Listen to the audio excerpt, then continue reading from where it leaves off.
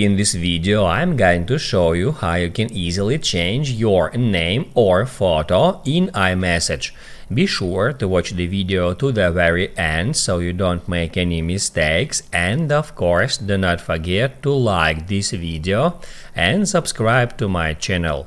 So let's begin, and first off, open up settings, then scroll down until you find messages, and then tap where it says share name and a photo. If you want to change your first name, you can tap right here and then edit it as a regular text, or if you want to change your last name, you can do it in the same way. If you want to change your profile picture, just tap at edit, and that will give you a ton of different options how you can do it. So you can use your camera, you can upload some picture from your camera roll by hitting at that icon, you can set some emoji on your profile picture, or you can hit at that pencil icon and then put in here 2 characters if you want.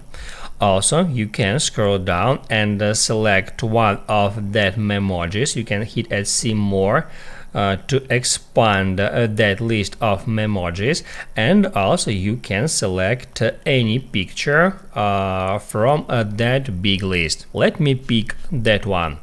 Once you've done with that, you can hit at done, then done again, and then it will ask you if you would like to use this photo everywhere, like on your Apple ID and in my card in contacts.